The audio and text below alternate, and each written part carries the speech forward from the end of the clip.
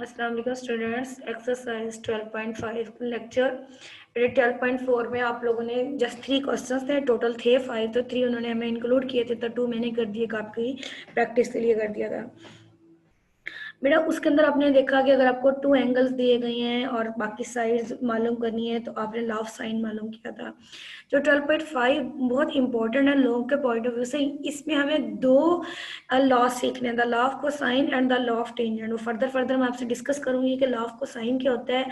एक बात याद रखिएगा, law of cosine is more accurate than law of cosine is more accurate than law of sine in any triangle ABC with usual notation.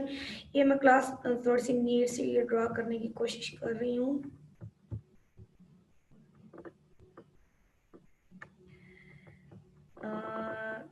बेटे अगर ये alpha है ना, ये वाला, तो ये क्या होगा हमारे पास ए, और अगर मैं इसको बीटा कह देती हूँ तो ये एंगल क्या होगा हमारे पास। मैं ये बाहर लिख देती हूँ क्योंकि ट्राइंगल जरा छोटी बनी है। ये बीटा हो गया और ये जाहिर है कि क्या होगा सी, तो यहाँ पे जो एंगल होगा वो हमारे पास गैमा होगा। ए के सामने वाली साइड को हम क्या बोलेंगे,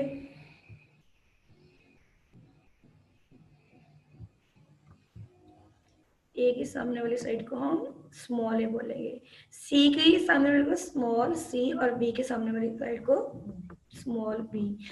तो बेटा ये यूजुअल नोटेशन होती है। अच्छा, अब आपने गौर किया बी और सी के दरमियान में जो एंगल बन रहा है वो अल्फा बन रहा है, बी और ए के दरमियान में जो एंगल बन रहा है वो गैमा बन रहा है। ए और सी के दरमियान में यानी कि जो साइड्स है ना उन दोनों के, this is called included angle. ये बात आपने समझनी है कैसे हो जाता है। यानी कि अगर कहें कि अल्फा किन दो के दरमियान में होगा, अल्फा ए से रिलेटेड होता है तो बी और सी के दरमियान में होगा। बीटा बी और सी किससे, बी से रिलेटेड होता है तो किसके दरमियान में होगा, बीटा साइड ए और सी के दरमियान। गैमा किसके दरमियान में होगा, साइड बी और ए के दरमियान। ये ब्लू वाले जो स्मॉल वाले, ये आपने, this is called usual notation. अब हम आते हैं कि अगर a square is equal to b square plus c square minus 2bc है तो बी और सी, तो बी और सी के दरमियान में हमारे पास कौन सा एंगल बन रहा है, अल्फा। इन दोनों की प्रोडक्ट और cos alpha, this is equal to A square. इसका मतलब ये होगा कि बेटा अगर आपको उन्होंने 2 साइड्स और इंक्लूडेड एंगल दिया है तो आप ये तीसरी साइड मालूम कर सकते हैं। मगर याद रखिए अगर वो आपको बी सी दे रहा है तो वो आपको अल्फा देगा। इसी तरह अगर बी स्क्वायर है तो यहाँ पे क्या होगा, सी square plus a square minus 2ac कोस, इससे रेलिवेंट एंगल बीटा। सी और ए के दरमियान कौन सा एंगल बन रहा है, बीटा बन रहा है। इसका मतलब क्या होगा कि आपको बी ए सी देगा तो आपसे वो डिमांड करेगा कि जी बी मालूम करके दें, तो कोस बीटा बीटा का एंगल देगा आपको। सिमिलरली सी स्क्वायर है तो a square plus b square minus 2ab cos gamma. Sometime question आ जाता है 2 नंबर का स्टेट लॉ ऑफ कोसाइन। तो बेटा ये 3 शक्लें होती हैं हमारे पास। और समटाइम ये भी होता है आपके पास तीनों साइड्स होती हैं और आपसे कह देता है कि अल्फा बीटा और गैमा मालूम करें। तो बेटा मैं आपको बताऊं, कुछ लोग तो ये क्वेश्चन ऐसे करवा देते हैं कि अल्फा मालूम कर लिया तो साइन ऑफ बीटा लगा दिया। तो मैं बताऊं कुछ क्वेश्चंस के आंसर ठीक नहीं आते, चाहे आपने एंगल्स मालूम करनी है या आपने साइड्स मालूम करनी है, बेटा आप ये कोसाइन लॉ ही यूज करें। तभी मैं आपको पहले ही कह चुकी हूँ कि cosine law is more accurate. तो सिर्फ यहाँ से क्या है कि ये वाली सारी वैल्यूज जो उधर चली जाएंगी, बी स्क्वायर प्लस सी, सॉरी ये नेगेटिव वाला उधर चला जाएगा, ए स्क्वायर इधर आ जाएगा, B square plus c square minus ए स्क्वायर ओवर 2bc, तो कोस अल्फा आ गया। इसी तरह से ये बी स्क्वायर इधर आ जाएगा, ये 2ca उधर चला जाएगा, कोस बीटा इधर आ जाएगा, 2ca इधर आके डिवाइड। इसी तरह से कोस गैमा भी हम मालूम कर सकते हैं। अगली बात, एक ऑब्जेक्टिव बनती है हमारे पास कि लॉ ऑफ कोसाइन रिड्यूस किस में हो जाता है, अगर कोई एक एंगल भी 90 डिग्री का हो जाए। इसी में मसलन अगर हम कहते हैं कि हमारा अल्फा जो है 90 डिग्री, यहाँ पे जब आप 90 पुट करेंगे तो cos 90 जीरो होता है, तो ये सारी टर्म जीरो हो जाएगी। A square is equal to b square plus c square. इधर अगर cos बीटा 90 पुट करते हैं, b square is equal to c square plus a square और c square is equal to A square plus b square. तो ये बन जाती है पाइथागोरस थ्योरम की शक्ल बन जाती है। तो ऑब्जेक्टिव आ जाती है कि if alpha is equal to 90 degree then cosine law is reduce to this one. तो आपने बताना है वो पाइथागोरस से रिड्यूस हो जाता है। इससे मिलती जुलती ऑब्जेक्टिव आती है। इंशाल्लाह जब आपको वर्कशीट भेजेंगे तो ये करवाएंगे, ठीक है।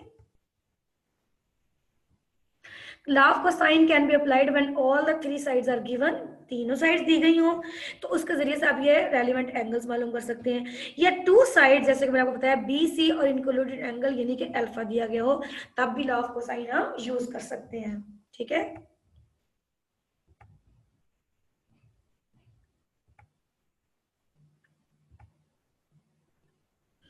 ये दो साइड्स और तीसरा एंगल दिया गया है, तो उसने अल्फा दिया और बी सी दे दिया। ठीक है, अगर बेटा अगर वो अल्फा दे रहा है तो वो बी सी ही देगा, मतलब वो बी सी और बीटा दे देता, इट मीन्स कि he is making the mistake, उसकी गलती हमारी गलती नहीं है। बी सी है तो अल्फा होगा, ए सी है तो बीटा होगा, और ए भी है तो गैमा होगा। तो अब हमने बी सी है तो हमने ये वाली शक्ल चूज कर ली, देखिए कोई मुश्किल नहीं है इसके अंदर, इन सब की हमने वैल्यूज पुट कर दी हैं, इनको हल कर लिया, याद रखिएगा अप टू 4 डेसिमल प्लेसेस या 6 डेसिमल प्लेसेस, ये सारा हल किया, वैल्यू पुट की, यहाँ से ए की अंडर रूट ले ली तो ए हमारे पास आ गया। अब हमारे पास बी सी और ए आ चुका है, रहता क्या है, बीटा और गैमा रहता है, तो क्या करेंगे, यहाँ पे कुछ बच्चे लॉ को साइन भी यूज करते हैं, लेकिन मैंने बताया ना लॉ साइन आपके लिए मिस्टेक्स पैदा करेगा, तो हमने कोस बीटा के लिए फार्मूला यूज कर लिया, ए square plus c square minus B, जो कोस बीटा वाला था। ठीक है, इसके अंदर अब हमने वैल्यूज पुट की हैं, ये हमारे पास बीटा आ गया, cos beta is equal to 0.1747, तो कोस इनवर्स लेंगे तो बीटा जैसे मैंने आपको तरीकाकार बताया था, कोस इनवर्स और ये वाली वैल्यू लिख के इक्वल का बटन दबाएंगे, फिर आप डिग्री मिनट सेकंड का दबाएंगे तो डिग्री। अब बेटा अल्फा भी आ गया और बीटा भी आ गया, तो तीसरा एंगल क्या करेंगे, वही जो हमारे पास तरीकाकार होता है, alpha plus beta plus gamma is equal to 180, उसके जरिए से हम इसको मालूम करेंगे। अब तीसरी दफा आपको कोसाइन लॉ लगाने की जरूरत नहीं है, याद रखिएगा, तीसरा एंगल हमने इस तरीके से मालूम करना है, मुश्किल तो नहीं है ना, इजी है ना क्वेश्चंस। क्वेश्चन नंबर 3 की तरफ जाते हैं, ये बहुत इंपॉर्टेंट क्वेश्चन है और ये कोशिश की गई है कि आप इसको दोनों तरह से कर सकते हैं, ए भी दिया था तो गैमा दिया था, तो c square is equal to A square plus b square minus 2ab gamma, values put की है। अच्छा बेटा ऐसा है कि आप चाहे तो अंडर रूट -3 को आप कैलकुलेटर पर सोल्व करके पॉइंट के अंदर भी सोल्व कर सकते हैं, इट्स अप टू यू, लेकिन ना बुक वालों ने आंसर अंडर रूट 6 की शक्ल में दिया गया, तो यहाँ पे फिर ऐसे सोल्व कर दिया गया, ए माइनस बी का होल स्क्वायर, ए का स्क्वायर अंडर रूट 3, तो स्क्वायर कैंसिल हो जाएगा, 3 आ जाएगा, प्लस बी का स्क्वायर 1 आ गया, माइनस 2ab, तो -2 under root 3 and 1, similarly plus a का स्क्वायर अंडर रूट 3 का स्क्वायर, तो वो खाली 3 आ गया, प्लस 1 प्लस 2ab आ गया।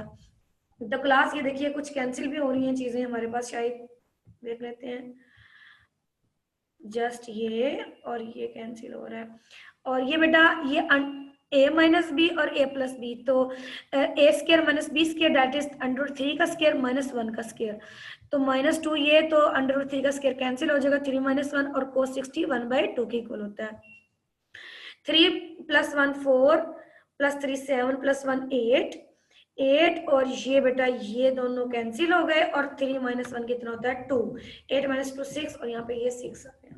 ठीक है, अब सी हमारे पास आ चुका है, ए बी सी तीनों साइड्स आ चुकी हैं, अब हम एंगल्स की तरफ बढ़ते हैं।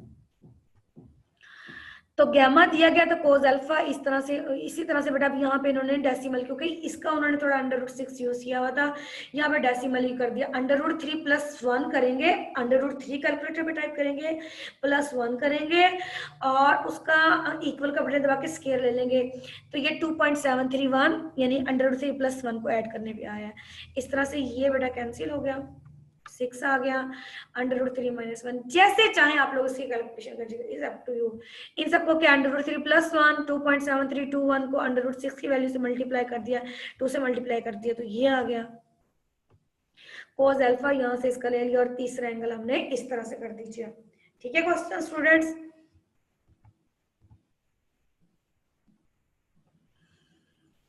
बाकी क्वेश्चंस के आप लोगों ने खुद करने हैं, और लॉ ऑफ टेंजेंट इंशाल्लाह हम अपने नेक्स्ट लेक्चर में डिस्कस करेंगे। Thank you students.